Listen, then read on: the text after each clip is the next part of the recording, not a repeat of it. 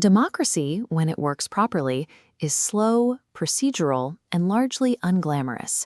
It is the tedious work of balancing budgets, managing public services, and debating zoning laws in half-empty rooms. But look around the globe today, and that quiet administration has been swallowed by noise. Political life has become a high-volume spectacle, engineered to go viral and fueled by constant crisis. If a healthy republic relies on predictable background stability, why are so many voters actively discarding that piece for polarizing chaos? People are treating the reality of governance for the emotional high of a culture war. Politics is increasingly treated as an entertainment vehicle, delivering a daily dopamine rush of outrage at the expense of democratic norms. For years, the prevailing explanation for this shift toward loud populist spectacle was economic.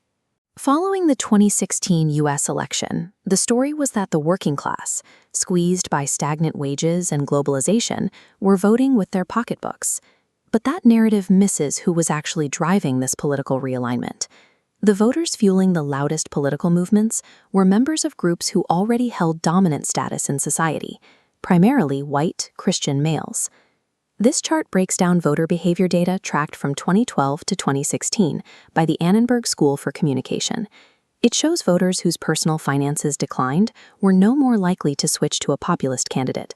Local unemployment showed no significant correlation. Instead, the metric that predicted the vote shift was a sense of group threat. Voters felt their status in society was eroding due to rising racial diversity and a perceived loss of global dominance. The political establishment spent years focused on economic indicators while overlooking the psychological driver disrupting global politics, the fear of losing your place in the hierarchy. When historically dominant groups feel their position slipping because of demographic or cultural shifts, they experience what psychologists call status threat. This graph illustrates how that perceived threat triggers a psychological profile known as latent authoritarianism. When activated, these voters actively seek rigid social hierarchies to defend against a world they see as chaotic.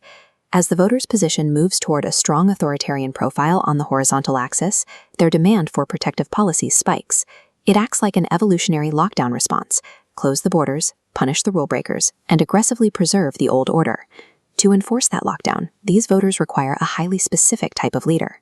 They look for a strong man, someone who projects raw power and shows a total willingness to shatter political norms to force compliance. Once that authoritarian trigger is flipped, policy proposals like tax rates or healthcare become secondary. The singular goal is the forceful reestablishment of the traditional social hierarchy. Adam Serwer argues that in these movements, political cruelty serves as the primary mechanical tool for manufacturing solidarity. Publicly dehumanizing the political opponent or a marginalized group provides a simple emotional target. It creates an intense sense of belonging among the leader's followers, turning shared anger into the glue holding the movement together. This strategy operates far beyond American politics. During the 2023 Turkish presidential elections, Recep Tayyip Erdogan utilized this playbook, mobilizing his base through deeply divisive rhetoric. The result is a state of affective polarization. In Turkey, findings from in-depth interviews show that many voters were motivated by an intense opposition to the government rather than a strong emotional bond with their own candidate. Governing is no longer the objective. These campaigns operate by weaponizing emotional outrage to crush a perceived enemy, keeping the base highly engaged and perpetually angry. Outrage provides an immediate emotional reward.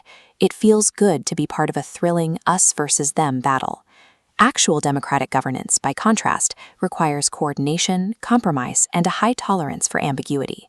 Because a stable system weakens the need for a strongman, authoritarian movements actively attack the most mundane civic functions. School board meetings and library operations are injected with conflict to erase the stability they view as a threat. Constant exposure to these manufactured scandals does long-term damage. When outrage becomes the default emotional state, the public loses the capacity for civic patience. A populace addicted to the fast-paced entertainment of culture wars becomes structurally incapable of the methodical work required to run a diverse society. Without that steady maintenance, institutions hollow out, and the system begins to corrode. We have to stop interpreting political boredom as apathy. A quiet government, one that balances the budget and fills the potholes without generating a viral scandal, is an indicator of a healthy, mature society. Routine, low-drama municipal governance is a proven structural antidote to the authoritarian spectacle. Cities that focus on pragmatic development and infrastructure, like Milwaukee, provide a working model of quiet, enduring administration. Fixing the system requires a cultural shift from the electorate itself. Citizens have to consciously relearn how to value predictability and reject the temptation to treat politics like a performance. The survival of a republic relies on the psychological confidence to live without constant drama. We have to find the civic maturity to embrace the boring.